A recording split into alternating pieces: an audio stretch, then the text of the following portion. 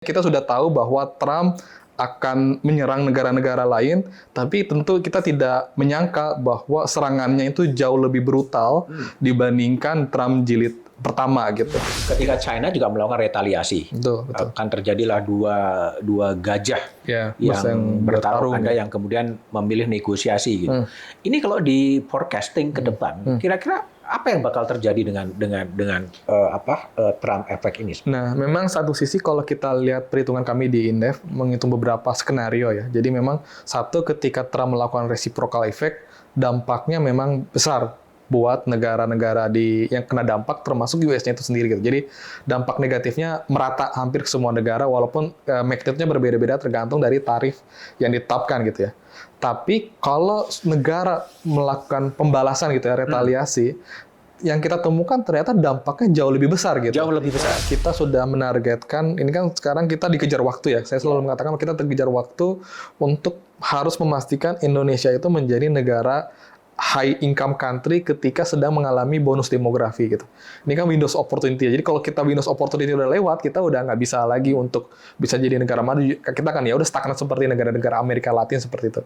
Jadi dalam periode yang sangat singkat 10-20 tahun ini kita harus punya pertumbuhan ekonomi yang tinggi gitu.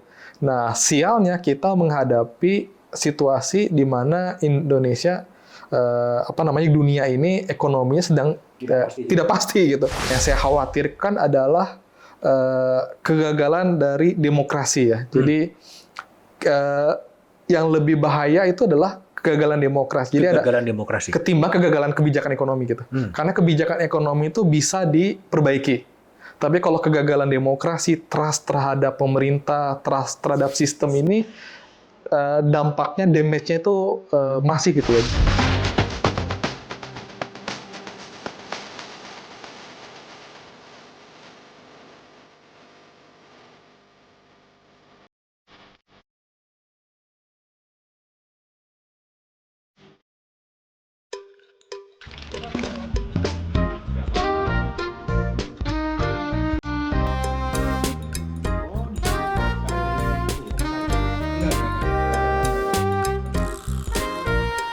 Oke, jumpa lagi di ruang tamu Back to BDM.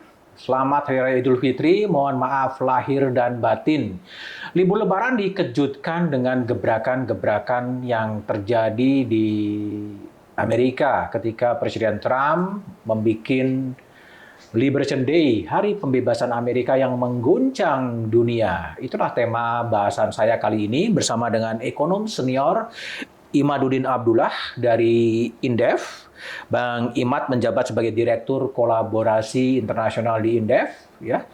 Studi S1-nya di Hubungan Internasional Universitas Indonesia, kemudian meraih Master of Science dari Lund University di Swedia, dan kemudian Master of Public Policy di Tokyo, dan juga lulus PhD di King College di London. Saya akan berbincang soal apa yang terjadi di dunia internasional, termasuk kebijakan Trump, dan juga isu-isu domestik soal dana antara, dan apa yang harus dikerjakan oleh pemerintah Indonesia. Bang Imad, gimana kabar? Baik, Pak. Terima Sehat kasih. Ya? Sehat. Lebaran aman? Lebaran aman. Ya. Terkejut dengan Trump tiba-tiba? Betul. Tiba-tiba ya, pas lagi liburan kita tiba-tiba tanggal 2 April kemarin ya. Oke, apa yang Bang Imad baca yang mendalami soal international trade, global supply chain, dan lain sebagainya, dengan tiba-tiba Trump bisa membuat sebuah kebijakan yang shocking, mengejutkan dunia. Betul. Apa yang Anda baca dari langkah Trump itu? Iya, sebenarnya memang kita sudah mengekspektasikan ya bahwa dengan terpilihnya Trump ini ekonomi global penuh ketidakpastian ya. Kita sudah belajar dari Trump jilid 1. Waktu itu mereka fokusnya hanya untuk menaikkan tarif hanya Cina gitu. Jadi mereka menganggap musuhnya itu hanya Cina. Tapi di Trump jilid 2 ini, di awal mereka bahkan menyerang negara yang selama ini menjadi partner utama dagang mereka. Yang pertama diserang kan sebenarnya Meksiko dan Kanada. Meksiko, Kanada, dan Amerika ini masuk dalam blok NAFTA. NAFTA ini dianggap sebagai model perdagangan bebas dunia di tahun dari 90-an waktu itu, dan sudah tanda kutip diduplikasikan di berbagai blok-blok perdagangan gitu ya. Jadi memang ini yang lebih mengejutkan ya. Artinya kita sudah tahu bahwa Trump akan menyerang negara-negara lain, tapi tentu kita tidak menyangka bahwa serangannya itu jauh lebih brutal dibandingkan Trump jilid pertama gitu. Tidak selesai dengan Meksiko dan Kanada, Trump juga akhirnya menyerang Cina tentu ya, karena memang dari awal sudah menjadi target, lalu juga dengan Uni Eropa dan Inggris ya, yang selama ini mereka menganggap bahwa kita ini semua adalah sekutu ya, mereka sebutkan ally ya, sekutu dari si Trump ini gitu. Jadi memang eskalasinya sangat cepat, itu prosesnya di bulan Januari, Februari. Memang kita kemarin ada beberapa mendengar info bahwa ini ada rencana reciprocal tarif ya, yang mereka akan rencanakan ke semua negara, mereka sebutnya. Dan mereka lagi menilai, awalnya mereka menyebut 15 negara yang paling tanda kutip ya, mereka nganggapnya paling curang lah ke Amerika gitu. Tapi ternyata akhirnya mereka bikin terhadap 60 negara ya, 60 negara yang ditetapkan reciprocal tarif gitu. Yang memang ini yang akhirnya menjadi semacam guncangan ya. Bahkan kalau kita lihat ada beberapa data, misalnya data Global Uncertainty Index itu mengalami peningkatan selevel dengan COVID gitu. Jadi ketidakpastiannya gitu. Jadi kita melihat bahwa ternyata apa yang dilakukan oleh Trump ini efeknya sangat besar mengganggu ketidakpastian global yang magnitudenya sebesar COVID dulu. Yang kita tahu bahwa waktu itu kan COVID memang penuh ketidakpastian ya, dengan kita tidak tahu itu penyakitnya apa dan gimana cara menanganinya gitu. Sehingga ekonomi global membaca ini sebagai bentuk ketidakpastian, dan sekarang ternyata publik, pasar juga melihat seperti itu gitu. Jadi ini yang saya pikir menjadi guncangan besar bagi global. Kalau Cina mungkin, jadi ada yang menarik ya. Jadi beberapa pengamat yang memang stay di Cina mengatakan bahwa Cina sangat siap dengan Amerika. Bahkan berita ini katanya masuknya di tier 3, tier 4 di koran mereka gitu. Jadi nggak masuk di headline. Kalau kita kan mungkin Trump ini masuk di headline berita berhari-hari gitu. Sedangkan Cina ternyata udah sangat siap dan menganggap ini bahwa ya udah, kita memang udah mengantisipasi ini. Yang tidak diantisipasi adalah negara-negara non-Cina yang kaget dengan ini, dan ini tadi menimbulkan ketidakpastian global tersebut gitu. Oke, kalau dari perspektif kepentingan Trump atau kepentingan Amerika, apakah memang langkah saya menyebutnya proteksionisme bagi Amerika adalah langkah yang ingin mewujudkan MAGA, Make America Great Again? Iya, sebenarnya kita perlu melihat dari struktur ekonomi itu sendiri ya. Jadi, atau kita mungkin membagi menjadi dua. Secara pribadi memang Trump ini adalah orang yang sejak tahun 80-an itu sangat anti dengan perdagangan bebas ya. Jadi mereka dari Trump itu di 80-an itu sering menuliskan artikel, dan bahkan tahun 80-an, 90-an awal itu bikin iklan koran yang mengkritik kebijakan perdagangan bebas dari Amerika gitu. Jadi memang Trump sendiri adalah orang yang dari dulu anti seperti free trade. Anti terhadap free trade, dan akhirnya klop dengan orang-orang yang menjadi korban dari globalisasi gitu. Sebenarnya apa yang terjadi di Amerika saat ini adalah hal yang tanda kutip alamiah ya. Jadi kalau banyak yang mengatakan bahwa ini adalah dampak dari NAFTA, dampak dari globalisasi, jadi ada kelompok masyarakat yang terpinggirkan, kelompok pekerja di pabrik-pabrik yang mereka sebut Rust Belt itu ya, yang terpinggirkan sehingga menjadi korban. Sebenarnya ini adalah proses alami ketika Amerika menjadi negara yang sangat besar, negara ekonomi yang sangat kuat dalam hal dolarnya, sehingga bagaimanapun ini trade deficit menjadi hal yang tidak bisa terelakkan gitu. Nah, jadi kalau misalnya tadi pertanyaan dari Pak Budiman bahwa apakah ini national interest Amerika apa tidak, saya pikir kalau kita bicara bahwa ini tujuannya adalah menciptakan lapangan kerja, terus meningkatkan industri dalam negeri di Amerika, saya pikir kebijakan tarif ini tidak menjawab ke situ gitu. Karena pada dasarnya struktur Amerika inilah struktur ekonomi yang dikuasai oleh sektor jasa gitu. Sektor jasa menguasai 77% ekonominya adalah sektor jasa. Jadi memang kalau kita lihat bahwa trade deficit ini tidak bisa dipungkiri akan terjadi bagi Amerika. Tapi ini kan yang akhirnya dibuat oleh Trump, menyalahkan trade defisitnya, menyalahkan globalisasi dan sebagainya gitu. Dan kalau kita belajar dari pengalaman di jilid 1, bahwa ternyata kebijakan tarif yang ditetapkan itu justru tidak menyelesaikan masalah. Trade defisit malah meningkat. Sektor industrinya outputnya berkurang. Tenaga kerja di sektor industri tersebut juga akhirnya berkurang. Jadi saya pikir perlu melihat secara lebih detail bahwa apa struktur ekonomi yang ada di Amerika Serikat dan apakah tarif ini kebijakan yang tepat untuk ditetapkan di Amerika dengan struktur ekonomi yang seperti itu gitu, seperti itu. Jadi kalau dilihat kebijakan Trump jilid 1 dan kemudian jilid 2, artinya global itu sudah bisa membaca bahwa langkah-langkah yang cenderung mengarah pada proteksionisme itu akan terjadi ya? Betul, betul. Jadi sebenarnya sudah akan membaca seperti itu. Jadi seperti saya sampaikan, yang tidak diekspektasikan adalah magnitudenya ya. Magnitudenya. Magnitudenya yang sebesar ini dan tarif rate-nya yang sangat tinggi yang ditetapkan hampir semua negara gitu. 60 negara yang menjadi tujuan dari reciprocal tarif ini gitu. Dan itu yang sebenarnya menjadi guncangan lah seperti itu. Nah, kalau tadi dikaitkan ya, Amerika yang dikenal dengan kapitalisme, dikenal dengan liberalisme, dan kemudian juga dikenal sebagai champion of democracy. Apa yang bisa dijelaskan dengan kebijakan Trump yang shocking the world gitu, yang bisa mengguncang dunia sebetulnya? Ya, sebenarnya ini menunjukkan ya, saya pikir ini menunjukkan ketidakpuasan masyarakat US terhadap bagaimana ekonomi berjalan seperti itu. Oke. Nah, ini yang saya pikir tadi saya sampaikan bahwa kalau kita bicara terkait dengan ekonomi, kita ada neraca pembayaran ya. Secara struktur ekonomi itu ada di satu sisi ada current account, itu transaksi berjalan, yaitu perdagangan antara barang dan jasa. Satu sisinya adalah capital account gitu ya. Jadi ketika suatu negara melakukan transaksi, misalnya katakanlah ekspor apa impor, ketika suatu negara itu menjalankan perdagangan yang defisit, maka satu sisi dia akan mendapatkan surplus dari kapital. Nah, ini sebenarnya dimanfaatkan oleh US saya pikir dari tahun 40-an mereka sudah menjalankan kebijakan ekonomi yang trade deficit karena mereka menikmati dari capital account itu gitu. Sehingga makanya dolar kuat, aset-aset dolar itu mereka menyebutnya safe asset gitu ya. Jadi sektor jasa keuangan ini bergerak sangat cepat sehingga menggerus sektor-sektor industri ini.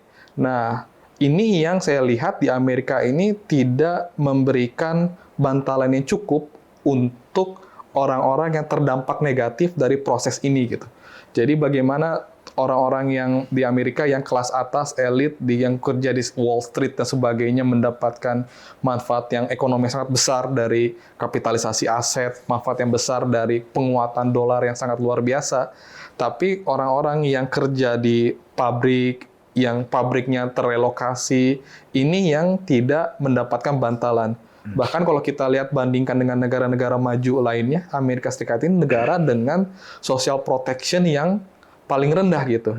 Nah, ini kan akhirnya membuat ketidakpuasan di masyarakat sehingga akhirnya melihat bahwa globalisasi dan liberalisasi ini ternyata tidak memberikan manfaat yang besar untuk masyarakat sehingga akhirnya mereka melihat bahwa liberalisasi globalisasi yang selama ini didorong oleh US ternyata gagal gitu dan mereka ingin riset gitu ya, mengulangi lagi gitu dari awal gitu. Ini sebuah kebijakan yang memang sebagai koreksi atas globalisasi atau liberalisasi yang dipromosikan oleh US juga sebenarnya. Nah, saya pikir ini adalah bentuk ketidakpuasan, tapi cara mengoreksinya yang tidak tepat menurut saya. Jadi harusnya yang dilakukan oleh US adalah dengan cara memastikan bahwa orang-orang yang tidak mendapatkan manfaat dari globalisasi ini mendapatkan social protection yang kuat, diberikan training dan sebagainya sehingga mereka bisa melakukan reskilling, upskilling sehingga mereka bisa bergeser ke sektor lainnya. Jadi mereka menjadi sektor-sektor atau tenaga kerja yang tetap bisa bekerja di struktur ekonomi US yang sudah berbasis sangat besar dengan jasanya gitu. Nah, tapi kan ini yang dilakukan adalah dengan cara tarif gitu ya. yang mana ini tidak akan berfungsi dan terbukti di Trump Jilid 1 ini tidak berfungsi. Misalnya begini, paling mudahnya adalah tarif ini ditetapkan, misalnya paling gampang adalah untuk mesin cuci gitu lah ya. Mesin cuci yang akan masuk ke US atau pakaian jadilah yang masuk ke US. Nah, tapi permasalahannya US ini secara ekonomi, struktur ekonomi sudah tidak mampu lagi bersaing dengan negara-negara berkembang. Katakanlah pakaian jadilah.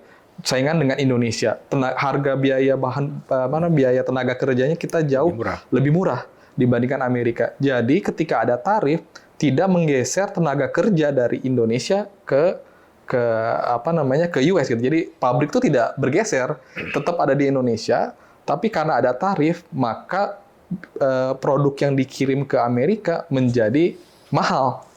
Jadi kebijakan tarif ini tidak menyelesaikan masalah tadi ya, membangun pabrik-pabrik baru di Amerika karena pada dasarnya ekonomi sudah jauh lebih susah ya untuk bangun industri.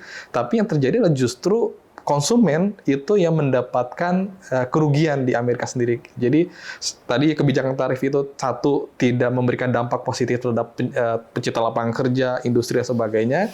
Di sisi lain juga harga-harga barang menjadi meningkat, itu akhirnya menjadi double hit ya buat ekonomi US. Makanya tarif ini tidak sebenarnya cocok untuk menyelesaikan masalah US ini sendiri. Seperti jadi ada problem domestik di US ketika dia menerapkan reciprocal tarif itu ya. Tentu. Jadi makanya kalau beberapa kalkulasi kita melihat bahwa ternyata PDB US ini akan terkontraksi dengan kebijakan ini gitu. Misalnya saya ngambil contoh lain adalah untuk ini mungkin saya konteks karena studi terakhir tekan global value chain ya. Jadi secara konsep ini global value chain adalah saat ini produksi barang itu tidak lagi diproduksi di satu negara semua gitu, tapi di outsource dari berbagai negara dan dirakit di satu negara. Yang paling contoh gampang adalah Boeing ya, pesawat terbang. Itu pesawat terbang itu walaupun pabriknya di Seattle, tapi bannya datang dari Jepang, mesinnya datang dari misalnya dari Jepang misalnya, atau sayapnya komponennya datang dari negara-negara baru dirakit di US. Nah, ketika akhirnya kebijakan tarif impor ini ditetapkan, maka biaya bahan baku yang masuk ke US ini menjadi sangat mahal. Yang pada akhirnya adalah Boeing ini akan kalah bersaing dengan Airbus. Airbus yang sangat memanfaatkan perdagangan bebas di Eropa. Nah, dampaknya apa? Maka output produksi dari pabrik Boeing ini kan akan berkurang. Nah, ini akan terjadi kontraksi ekonomi, ekspor yang tadinya diharapkan neraca perdagangan bisa surplus ya, karena ada tarif impor. Yang terjadi adalah karena produksi produk-produk ekspor US juga tidak bisa lagi produksi dengan murah karena impor bahan bakunya jadi mahal.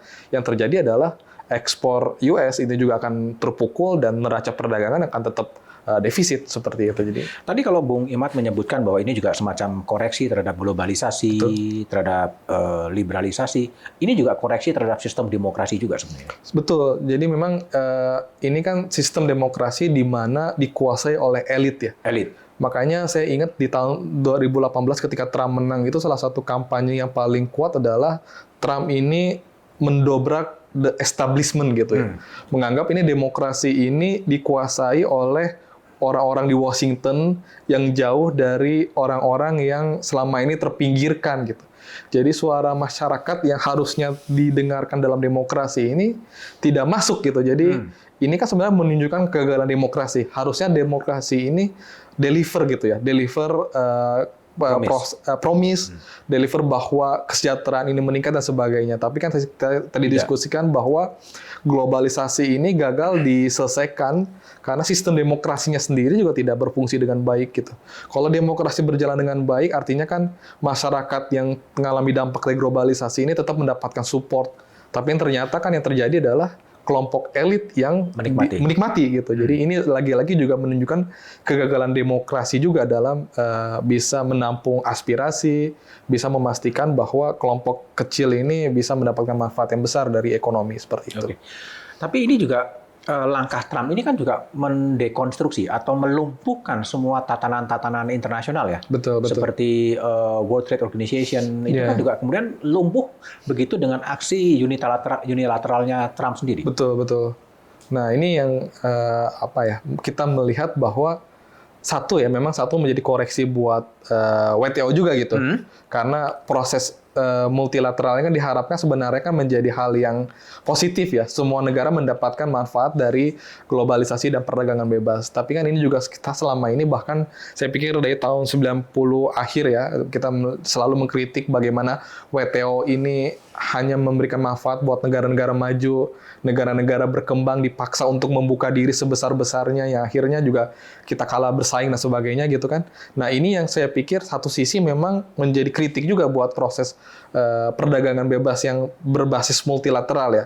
Tapi saya pikir ke depan bukan multilateralnya ini yang dihancurkan gitu. Ini kan yang dilakukan oleh Trump ini menghancurkan multilateral ya.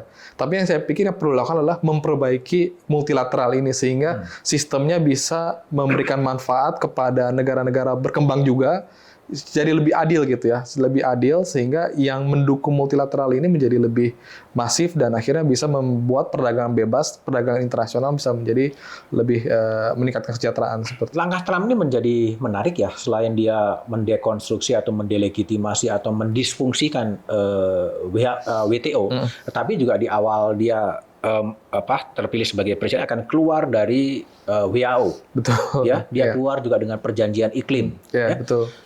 Ini kemana tatanan dunia ini akan bergeser kalau pola-pola Trump ini meskipun sekarang mendapatkan perlawanan dari domestik ya. Betul. Presiden Obama berbicara, terjadi unjuk rasa protes di Amerika juga. Iya. Nah, memang ini akhirnya kita melihat bahwa banyak hal yang akhirnya Trump ini kan dari awal melihat bahwa Amerika ini menjadi korban ya. Dia menempatkan sebagai korban. Menjadi korban dari sistem global ya, seperti itu. Memang tadi saya sampaikan dari awal, Trump juga tidak percaya dengan proses multilateral. Orangnya sangat merkantilis ya, percaya bahwa nasionalisme itu sangat penting ketika istilahnya menganggap bahwa dunia ini zero sum game gitu ya. Artinya ketika satu negara itu sukses, maka yang terjadi korban adalah negara-negara lain. Dan Trump melihat bahwa sistem yang saat ini, sistem global yang ada saat ini adalah menguntungkan banyak negara lain, tapi memberikan dampak negatif untuk Amerika gitu. Makanya melihat bahwa selama ini misalnya katakanlah keluar dari WHO, iklim dan sebagainya karena menganggap bahwa kontribusi US terhadap sistem itu sangat mahal, tapi dampaknya nggak ada gitu buat masyarakat. Itu yang ingin didobrak oleh Trump dengan perspektif yang sangat zero sum game gitu, yang ngelihat bahwa ketika negara lain maju maka yang terjadi korban adalah negara lain, dan dalam hal ini menjadi korban adalah Amerika seperti itu. Nah, kalau sekarang diproyeksikan, Mas Imad, ketika China juga melakukan retaliasi, akan terjadilah dua gajah yang bertarung, ada yang kemudian memilih negosiasi. Gitu. Ini kalau di forecasting ke depan, kira-kira apa yang bakal terjadi dengan Trump effect ini? Nah, memang satu sisi kalau kita lihat perhitungan kami di Indef menghitung beberapa skenario ya. Jadi memang satu, ketika Trump melakukan reciprocal effect, dampaknya memang besar buat negara-negara yang kena dampak, termasuk US-nya itu sendiri gitu. Jadi dampak negatifnya merata hampir ke semua negara, walaupun magnitude-nya berbeda-beda tergantung dari tarif yang ditetapkan gitu ya.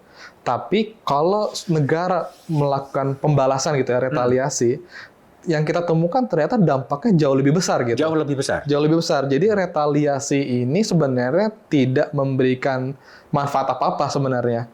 Hanya untuk sebagai bahan bargaining power ya. Nah, ini sebenarnya juga dilakukan oleh Kanada ketika Kanada kemarin diterapkan tarif yang sangat mahal untuk produk-produk dari dari Kanada masuk ke US.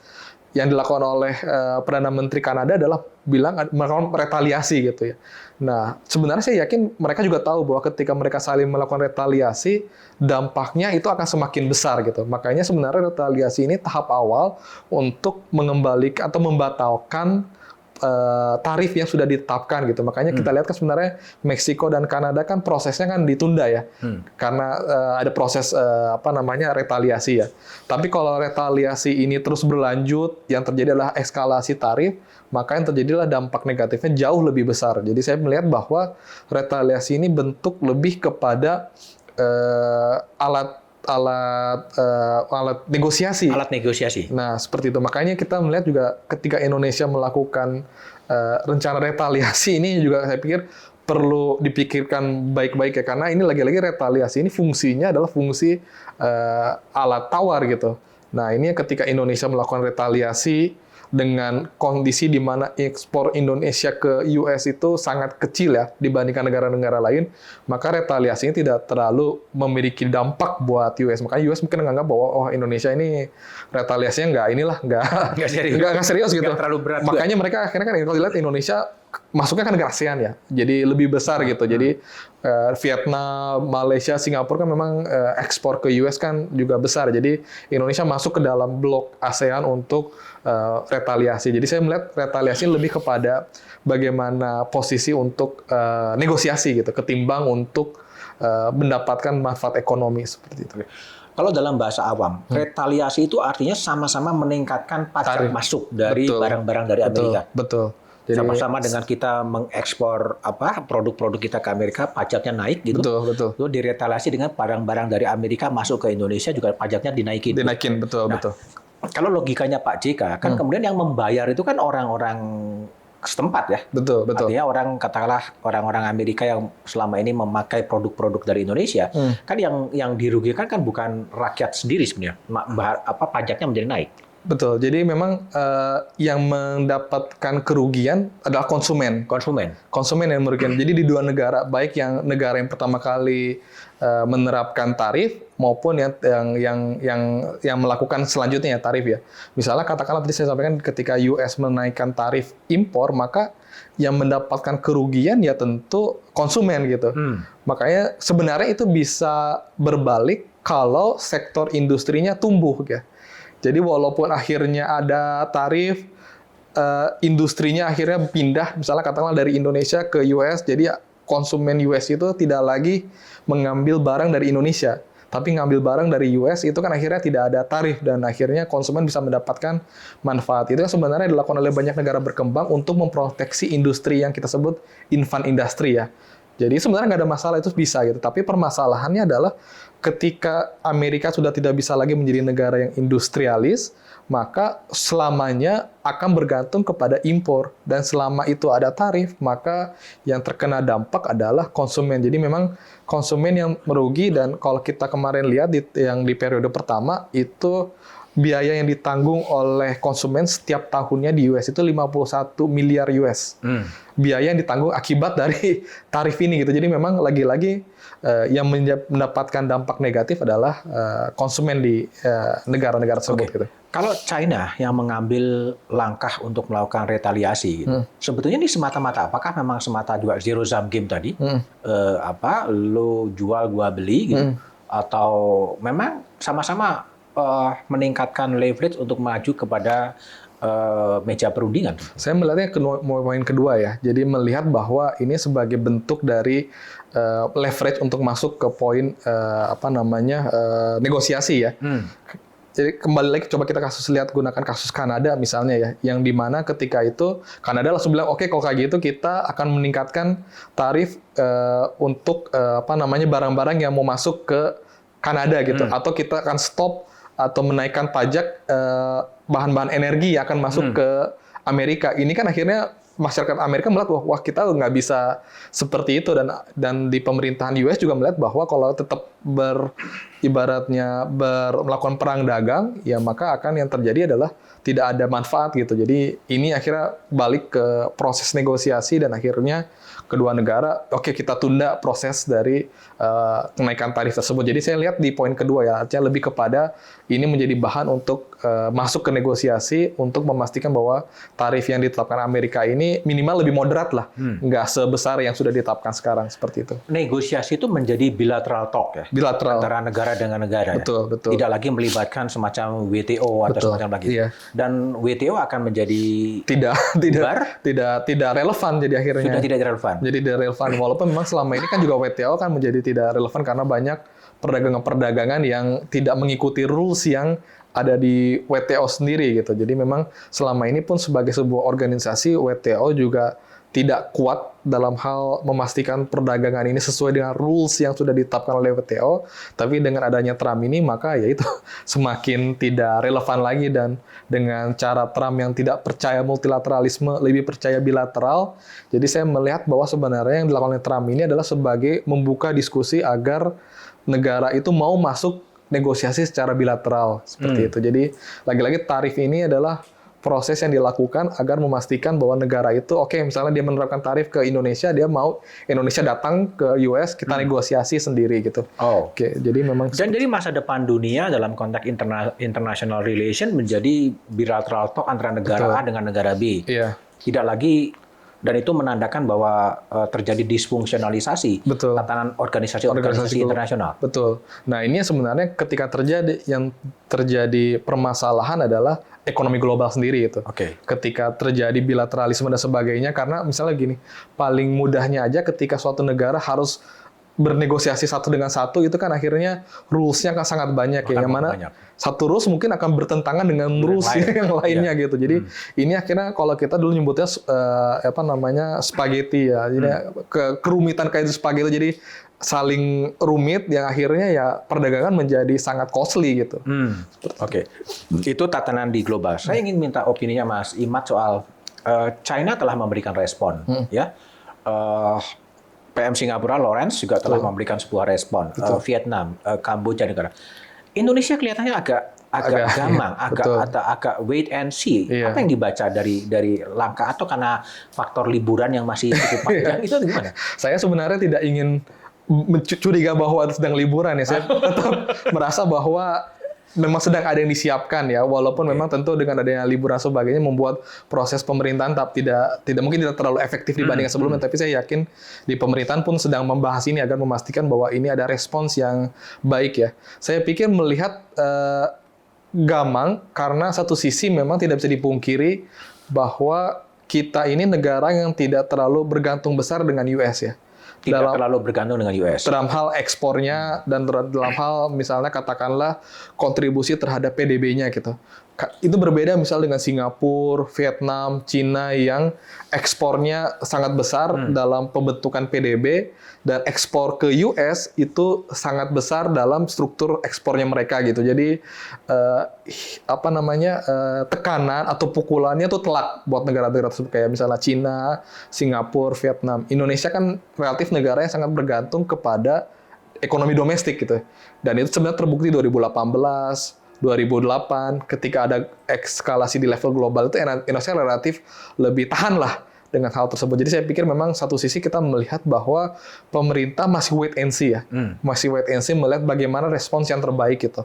Dan sebenarnya kalau kita bisa melihat ada beberapa negara yang sudah melakukan respons, Argentina, Vietnam, Singapura, Cina itu kan menggunakan respon yang saya pikir agak unik ya. Jadi nggak semuanya mengambil jalan yang keras gitu ya. Vietnam itu mengambil jalan, ya udah oke, kalau misalnya kalian protes dengan defisit perdagangan kita yang nggak balance menurut kalian, ya udah kita meningkatkan impor deh, meningkatkan impor dari US sehingga kita defisitnya bisa bersama sehingga kalian juga nanti ini ya ilangin tarif gitu. Jadi responsnya tuh lebih positif, beda dengan mungkin Cina yang langsung dari awal melakukan retaliasi. Artinya kan ini kan strategi yang saya pikir apa istilahnya ya, lagi wait and see oleh berbagai negara melihat, dan yang mana yang terbaik saya pikir itu yang saya pikir hal yang menjadi menentukan ya dari pemerintah itu sendiri gitu.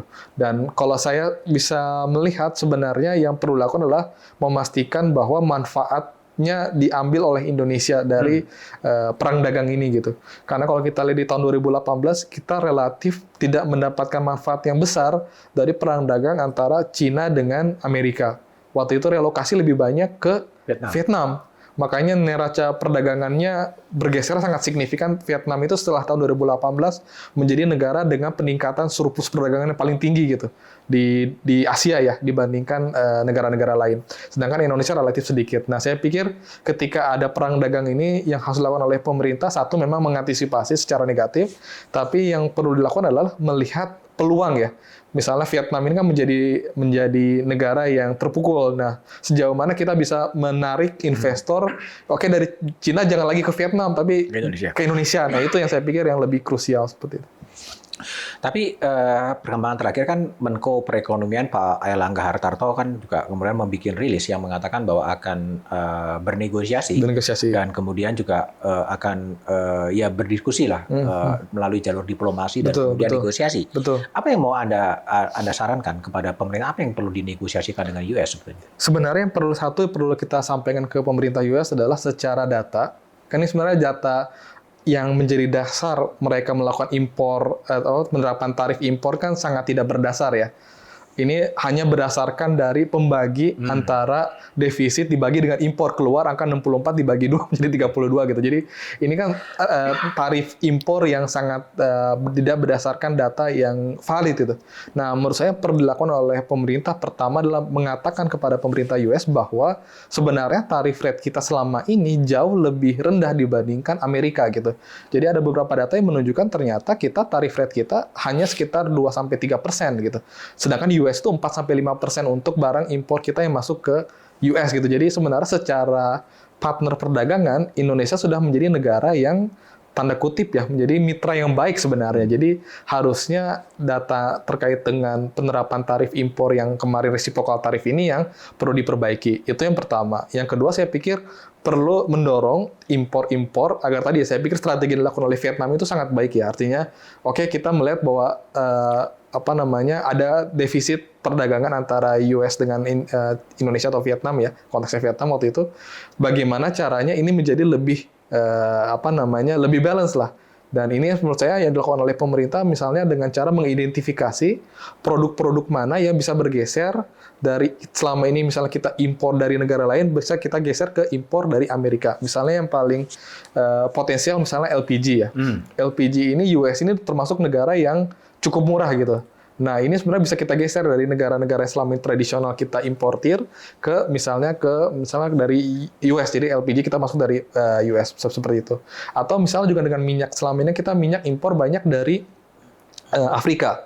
Bisa kita geser dari US sehingga neraca perdagangan kita bisa menjadi lebih balance lah. Jadi sehingga akhirnya menjadi bentuk kepada pemerintah US bahwa Indonesia menjadi negara partner yang baik ya, berkomitmen untuk memperbaiki sistem perdagangan ini sehingga akhirnya tarif ini relatif harusnya diperbaiki dan kita bisa mendapatkan manfaat juga seperti itu. Oke. Ada nggak sih kesulitan yang dihadapi Indonesia ketika sampai sekarang kemudian Duta Besar Indonesia di Washington juga hampir 2 tahun. Hampir 2 tahun ya. Kosong ya. Betul. Sebuah negara superpower yang cukup besar, tetapi Indonesia kemudian mengosongkan setelah Rosan balik menjadi menteri, kemudian dikosongkan.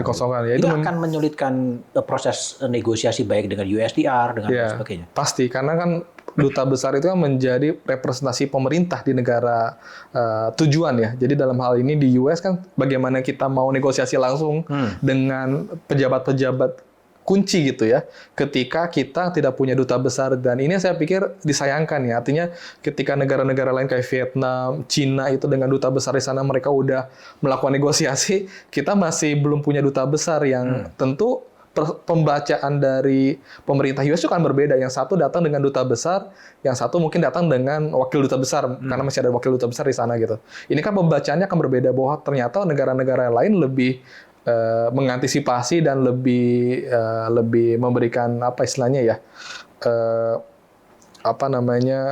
bahasanya mungkin menghormati gitulah ya, menghormati proses ini gitu. Berbeda misal dengan Indonesia yang tidak ada duta besar. Jadi memang ini juga menjadi hal yang saya pikir miss ya di pemerintah sekarang, bahwa sampai 2 tahun kita tidak punya duta besar, walaupun mungkin bisa dipahami karena proses transisi dan ada banyak duta besar misalnya di negara-negara lain kan yang juga diperpanjang karena untuk memastikan bahwa duta besar ini sejalan dengan terpilihnya presiden baru kemarin yang Pak Prabowo misalnya gitu. Jadi memastikan bahwa yaudah daripada diganti nanti cuma 1-2 tahun, mendingan sekalian aja lah nunggu presiden baru gitu. Jadi ada alasan-alasan teknis. Tapi untuk hal ini kita sekali lagi menunjukkan bahwa wah ternyata tidak bisa seperti itu.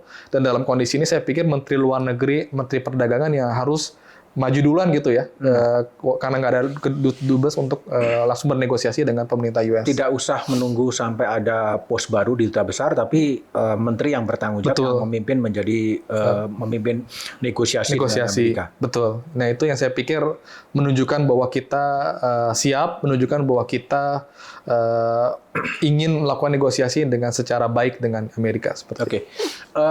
Tapi gini, kalau kita berbicara soal dampak yang mungkin terjadi terhadap situasi di dalam negeri di Indonesia ya, kita lihat kalau di pasar-pasar global kan kemudian drop ya, mengalami drop yang signifikan, dan nilai tukar USD terhadap rupiah pun udah hampir menembus di angka 17.000. Betul.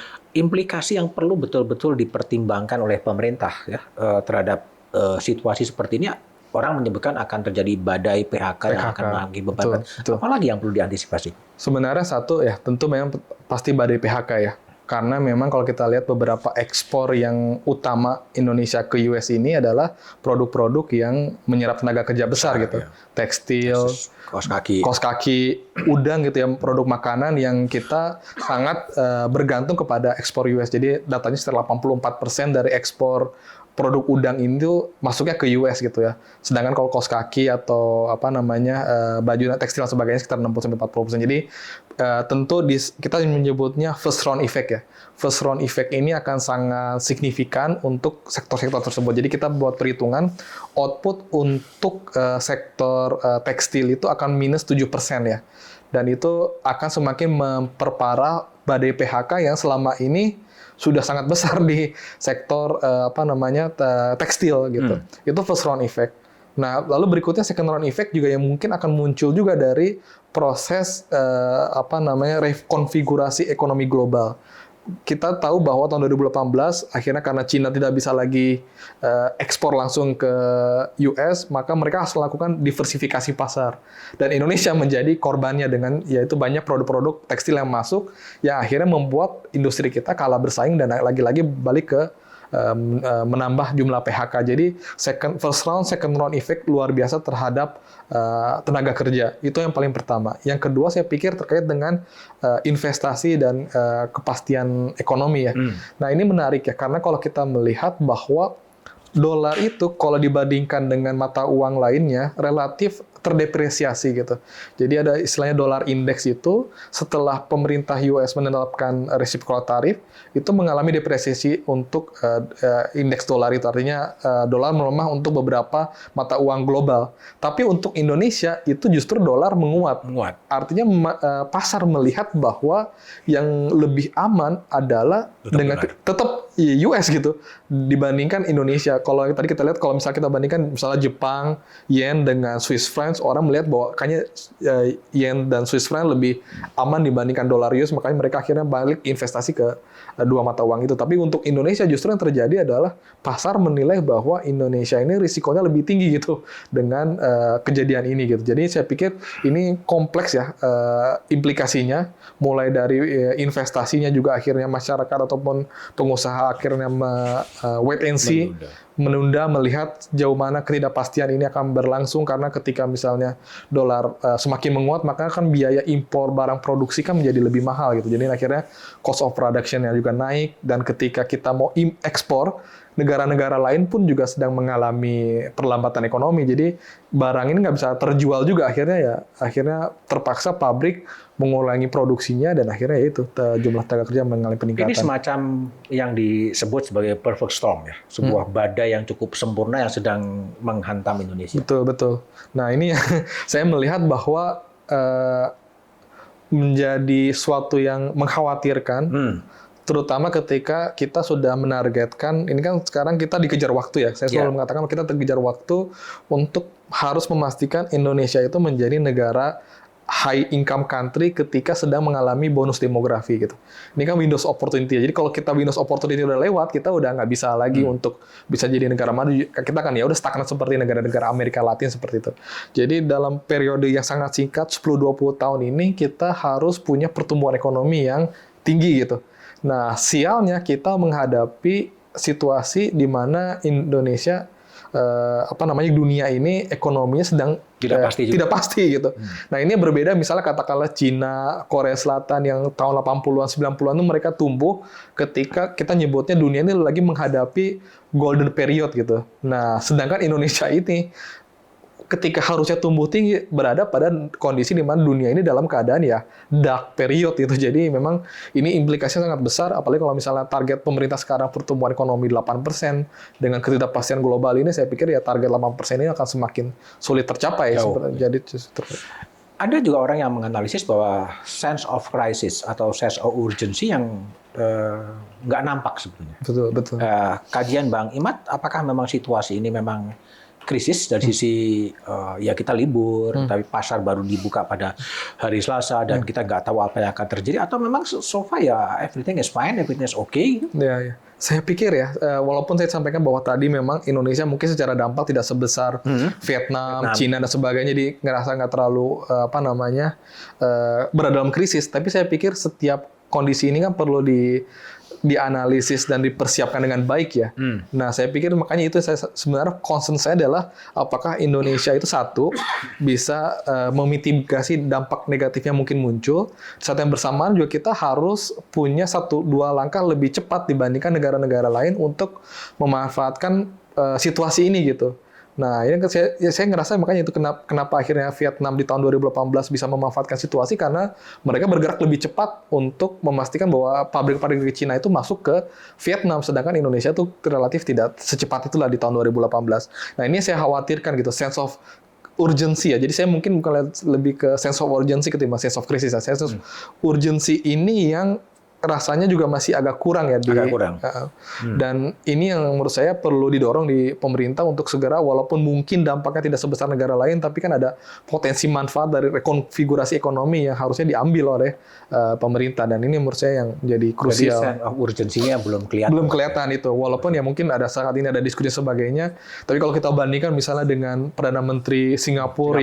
yang buat video satu menenangkan masyarakat kepada kondisi saat ini gitu, dan message-nya clear gitu ya, bahwa ini pemerintah hadir dan kita aware bahwa ada masalah dan kita akan memastikan proses ini disiapkan dengan sebaik mungkin. Dan ini saya pikir belum ada di pemerintah Indonesia saat ini gitu, dan saya pikir itu tidak hanya menenangkan ke masyarakat tujuannya, tapi menenangkan pasar gitu ya. Saya pikir dengan investor ketika melihat Perdana Menteri Singapura tampil dengan menenangkan, satu sisi Indonesia mungkin belum muncul ya Presiden Indonesia, mungkin investor akan melihat bahwa oke, Singapura ini relatif lebih siap menghadapi permasalahan ini ketimbang misalnya negara-negara lain. Dan ini menurut saya khawatir ini dibaca akhirnya investor melihat bahwa Indonesia bukan negara yang cukup baik lah memanfaatkan situasi ini, akhirnya kita gagal kembali mendapatkan opportunity dari proses yang terjadi di global seperti itu. Apakah memang terlalu berhati-hati tadi ya dalam respon membaca situasi atau apa? Saya berpikir positifnya adalah lebih berhati-hati ya. Lebih berhati-hati. Tapi yang saya khawatirkan itu, saya khawatirnya adalah prosesnya tidak dilakukan dengan cepat, tidak dilakukan secara taktis, dan akhirnya kita kembali lagi ketinggalan gitu, karena kita ngerasa bahwa oh ya udah kita yang relatif lebih aman, dan akhirnya tidak ada persiapan yang baik seperti itu. Gitu. Oke. Dari soal Trump effect, kita coba ngobrol soal Danantara ya. Oh iya. Nah, gimana Bang Imad lihat? Danantara sudah di launching gitu. Betul. Tapi kelihatannya Danantara juga belum sepenuhnya bisa membangkitkan trust atau optimisme dalam ekonomi Indonesia. Iya.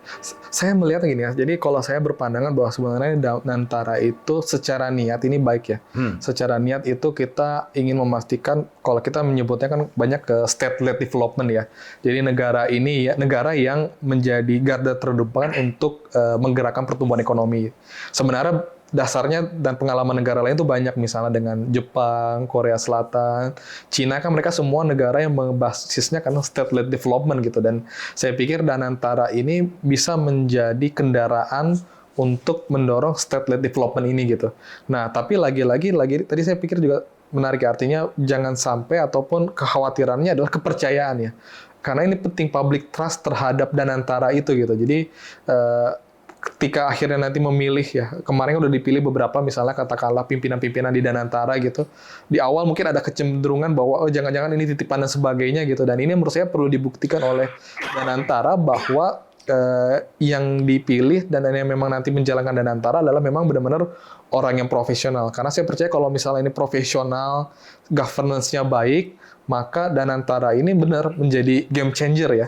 Tapi kalau ini hanya menjadi tanda kutip ya bancakan, hanya menjadi apa ya bahasanya untuk mengamankan interest dari elit-elit atau oligarki ini yang saya akhirnya melihat bahwa ini besar ya. Jadi dampaknya. Jadi Danantara ini besar, potensi manfaatnya besar, tapi potensi negatifnya juga besar gitu. Dan ini yang menurut saya publik ini perlu mengawasi dan memastikan bahwa Danantara ini lebih kepada dampak positifnya yang besar gitu. Misalnya katakanlah investasi yang akan dilakukan itu benar-benar harus investasi yang memang memberikan dampak positif besar buat ekonomi jangka panjang ya, karena yang membedakan Danantara dengan kendaraan yang lebih private kan sebenarnya perspektifnya lebih jangka panjang ya. Mungkin kalau misalnya BUMN khawatir melakukan investasi yang rugi dalam jangka pendek, tapi untung dalam jangka panjang kan BUMN mungkin lebih agak reluktan gitu ya. Tapi kan Danantara ini punya privilege lah ya untuk membuat investasi yang mungkin secara imbal baliknya lebih jangka panjang dan itu yang harusnya lebih didorong seperti itu. Jadi ekonominya bisa bergerak, melakukan transformasi sehingga bisa mencapai pertumbuhan ekonomi yang tinggi seperti itu. Dengan positioningnya Presiden Jokowi dan Presiden SBY sebagai masuk di Dewan Penasehat atau di mana, ini sesuatu yang lebih baik, lebih politis atau gimana? Nah itu yang saya khawatirkan malah justru lebih politis ya, karena ini tidak bisa dipungkirkan walaupun beliau ini adalah mantan presiden tapi masih menjadi political man sebenarnya sampai saat ini. Political man.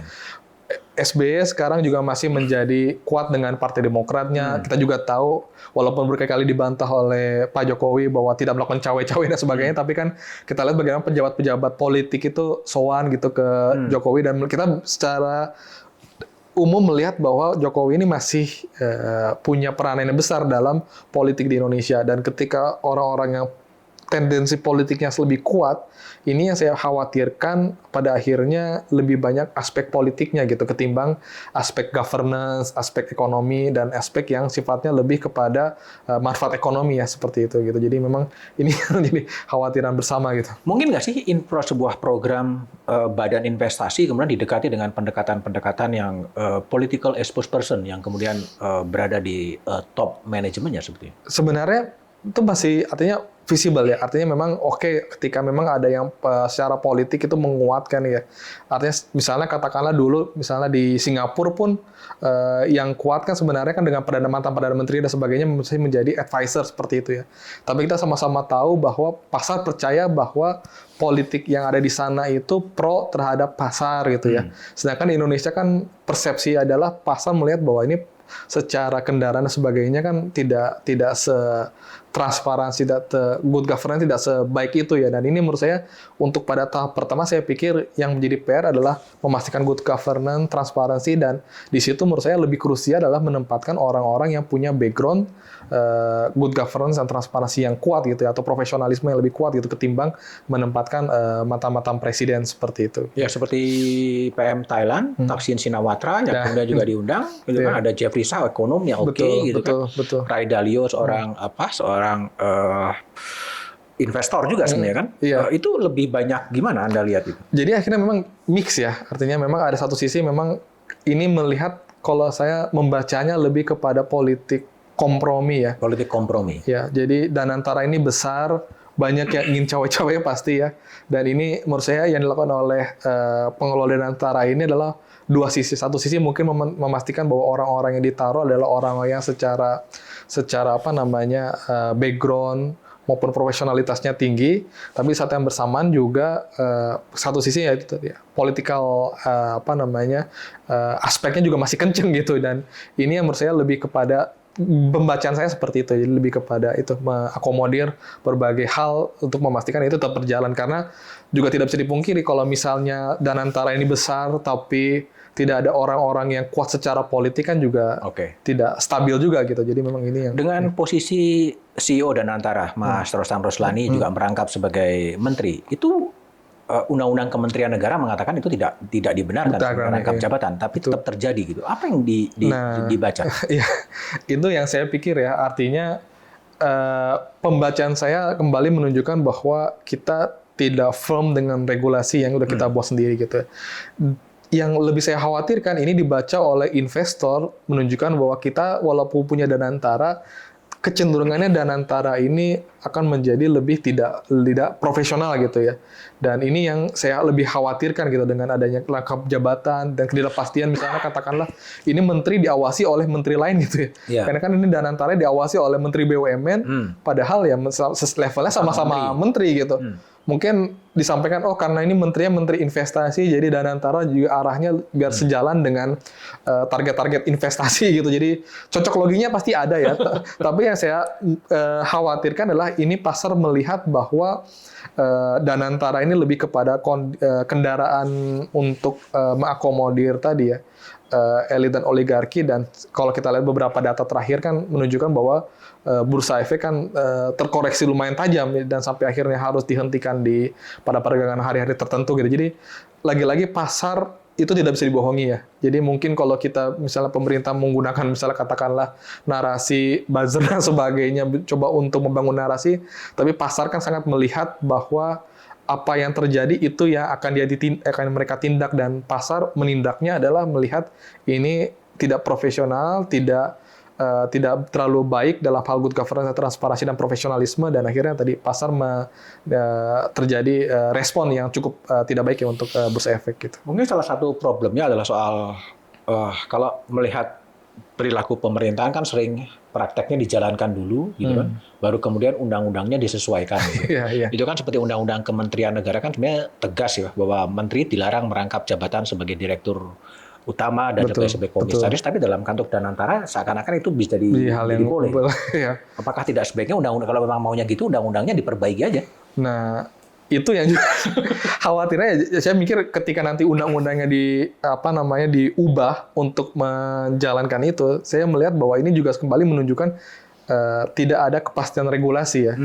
Jadi akhirnya kita terbiasa untuk mengubah regulasi untuk menormalkan atau melegalkan sesuatu yang tidak normal gitu. Dan tapi kalau dibiarkan melanggar hukum itu. Melanggar hukum juga gitu. Jadi memang harusnya dari awal prosesnya itu dibuat sesuai dengan regulasi yang ada gitu. Jadi tidak juga melanggar undang-undang juga, tapi tidak juga mengakali regulasi atau undang-undang yang ada gitu. Jadi memang ya itu tantangannya.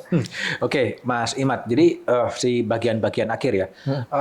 Anda studi di Swedia ya, pernah ke Jepang dan PhD-nya di Inggris gitu. Kalau saya bertanya kepada Mas Imad gitu, sebetulnya akar permasalahan bangsa ya Indonesia seperti apa sih yang menjadi akar dari semua akar masalah bangsa ini? Apa sebenarnya poinnya sebenarnya? Sebenarnya kita melihat bahwa satu memang Indonesia itu sangat kompleks ya. Jadi ketika saya pertama alasan kenapa pingin ke Swedia itu karena ada romantisme bahwa Swedia ini negara yang sangat baik, dikelola dengan baik, transparansinya besar, masyarakatnya sejahtera dan sebagainya gitu ya. Tapi ketika saya di sana saya melihat bahwa kita tidak bisa menyamakan Swedia dengan Indonesia. Jumlah penduduk kita jauh lebih banyak, lebih kompleks, dan ini membuat kita tidak bisa lagi mengcopy apa yang terjadi di Swedia ke Indonesia.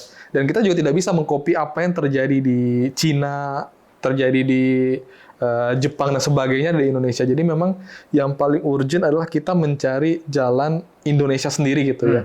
Nah ini yang menurut saya proses yang panjang ya. Jadi proses yang menurut saya secara kebijakan ekonomi pun menurut saya tidak ada masalah ketika kita mencoba beberapa kali dan melihat oh ini nggak berhasil, ini yang berhasil, dan itu terus dilakukan koreksi gitu ya. Nah yang saya khawatirkan adalah kegagalan dari demokrasi ya. Jadi yang lebih bahaya itu adalah kegagalan demokrasi. Jadi kegagalan demokrasi ketimbang kegagalan kebijakan ekonomi gitu. Karena kebijakan ekonomi itu bisa diperbaiki.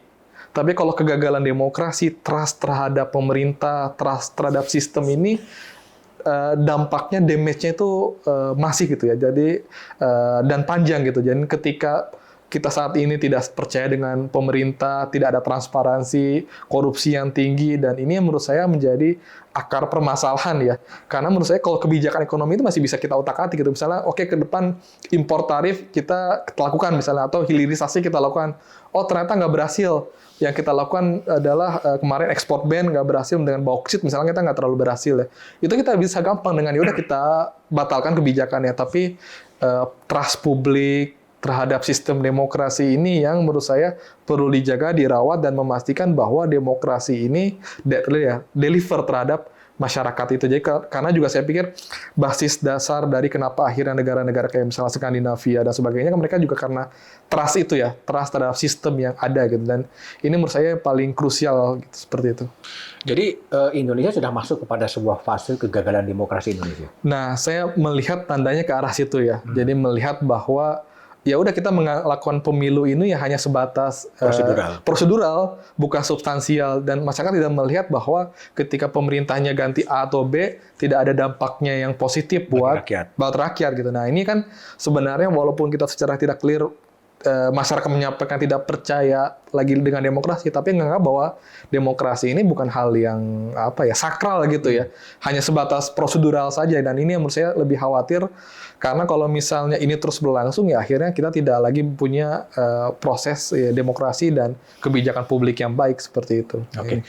Kalau kita berbicara soal mimpi Indonesia di 100 tahun Republik 17 Agustus 2045, impian Anda yang masih muda terhadap negeri ini ketika negeri ini berusia 100 tahun seperti apa? Saya pikir yang sudah ditetapkan oleh pemerintah, kalau bisa melihat pemerintah dengan visi Indonesia emas itu, saya pikir sudah sangat baik ya. Artinya kita ingin menjadi negara maju secara income setara dengan negara maju. Kita juga ingin berkontribusi di level global secara optimal, secara aktif. Kita ingin juga punya ketimpangan ekonomi yang rendah, kemiskinan menuju 0%. Saya pikir itu visi yang sangat baik, sangat mulia, dan menurut saya kita semua harus menjalankan ke aspek mencapai target-target tersebut gitu ya. Tapi lagi-lagi menurut saya devils in the detail gitu ya. Bagaimana step-step menuju itu yang menurut saya perlu kita pikirkan bersama gitu ya. Nah, ini yang menurut saya menjadi tantangan bersama, karena visi walaupun jangka panjang, tapi kan yang kita lakukan kan stepnya kan tahunan, 2 tahunan, 3 tahunan ya. Dan ini menurut saya PR kita bersama. Kalau mungkin perspektif kami sebagai anak muda gitu ya, anak muda melihat bahwa itu adalah hal yang perlu kita kerjakan saat ini, mulai dari kebijakan ekonomi yang baik dilakukan secara terbuka, transparan, penegakan hukum yang baik, lalu tingkat korupsi yang rendah, ketimpangan yang juga bisa ditekan. Itu yang menurut saya basis dasar untuk bisa menjadi negara Indonesia maju seperti itu. Optimis menuju ke situ? Saya pikir optimis ya. Artinya dengan Indonesia saat ini menurut saya ada pada posisi yang lumayan cukup baik gitu ya. Pertumbuhan ekonomi kita stabil. Walaupun yang perlu kita dorong adalah yaitu menggenjot pertumbuhan ekonomi kita supaya lebih tinggi lagi, dan dari dalam konteks kita tadi diskusi mengenai Trump ini adalah bagaimana kita bisa memanfaatkan dinamika yang terjadi di level global agar kita bisa mendapatkan manfaat positif di Indonesia seperti itu. Kalau nation state di luar Indonesia yang cukup Anda idolakan atau idamkan, negara mana sih negara contoh yang menjadi negara ideal bagi Imaduddin Abdullah? Saya orang yang percaya dengan developmental state ya. Development state. Jadi saya negara yang saya percaya dengan, dan saya termasuk orang yang ngefans dengan Korea, Cina, Jepang, Taiwan, karena tidak banyak negara yang bisa mencapai tahap seperti ya.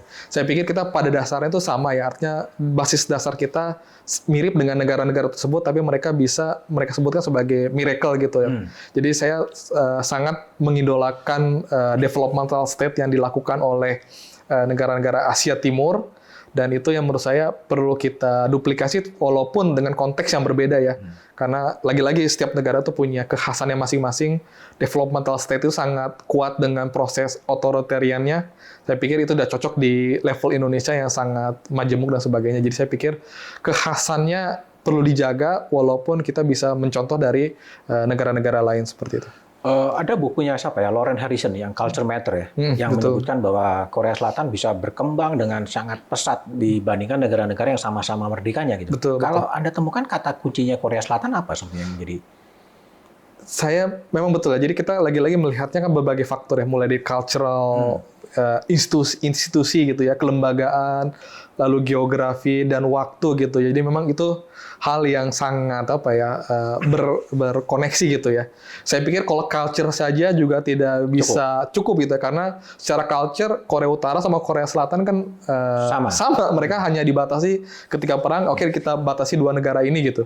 Tapi kan dampak ekonominya saat ini kita lihat progresnya jauh berbeda. Mungkin atau juga kita melihat di Amerika Latin itu ada Haiti sama Dominican Republic, pulaunya sama, tapi sebagai langit dan bumi gitu ya. Dan ini menurut saya lagi-lagi culture itu penting tapi tidak dominan. Tetap yang paling penting ya tadi kelembagaan, kebijakan publik itu yang penting. Jadi mungkin saya pikir menarik yang misalnya katakanlah di Kalimantan Barat ya, dengan Malaysia. Yang Sabah, Sarawak. Ya, yang secara lokasi dekat gitu, secara kultural juga kita lumayan dekat, tapi kan lagi-lagi kita tidak bisa pungkiri kelembagaan, kebijakan itu yang akhirnya matters gitu ya. Pada akhirnya tetap kelembagaan dan kebijakan publik yang pada akhirnya menentukan sejauh mana negara itu bisa maju atau tidak, seperti itu. Pertanyaan terakhir, kalau Bang Imad melihat sosok-sosok pemimpin ya, pemimpin di luar negeri yang masih eksis maupun yang sudah wafat, itu siapa yang menjadi idola dari Bang Imad? Saya kalau ini memang lumayan agak sulit ya, artinya memang ada beberapa, misalnya tadi kita diskusi ada Nelson Mandela, saya pikir sangat kuat ya, bagaimana nilai-nilai perjuangan yang diperjuangkan gitu, saya pikir tidak mudah gitu ya, dengan kondisi di mana saat itu ada apartheid dan sebagainya gitu, mereka memperjuangkan agar hak-hak masyarakat itu setara gitu, dan ini menurut saya yang krusial juga gitu, memastikan hak-hak masyarakat itu setara sehingga itu lagi menunjukkan demokrasi, deliver dan sebagainya gitu. Selain itu saya pikir ada beberapa tokoh yang menurut saya tanda kutip cukup baik ya di level pemerintahan. Saya pikir kayak misalnya katakanlah Lee Kuan Yew misalnya, yang sangat visioner, walaupun mereka tentu ada otoriter dan tidak mungkin kita menerapkan gayanya Lee Kuan Yew di Indonesia, tapi visioner itu yang saya pikir penting agar Indonesia itu tahu arahnya mau ke arah kemana, seperti itu. Jadi mungkin itu beberapa hal yang mungkin kita bisa contoh, dan saya berharap mungkin ke depan ada pemimpin-pemimpin Indonesia yang bisa memiliki nilai-nilai tersebut gitu ya. Walaupun ya saya pikir ada banyak pengalaman di Indonesia, misalnya Bung Hatta, Soekarno kan juga saya pikir punya visi yang luar biasa juga, dan kalau itu dijaga saya tetap optimis Indonesia bisa menjadi negara maju. Oke, Imaduddin Abdullah. Demikian obrolan saya dengan Direktur Kolaborasi Internasional Indef, Imaduddin Abdullah, soal berbagai isu kontemporer yang sedang terjadi, soal dampak dari Liberation Day dari Trump, soal apa yang bisa dimanfaatkan oleh Indonesia, juga soal Danantara, dan mimpi-mimpi Imaduddin Abdullah soal Indonesia masa depan. Silakan like, share, and comment. Terima kasih. Ya. Thank you, Bang Imad. Terima kasih. Ya.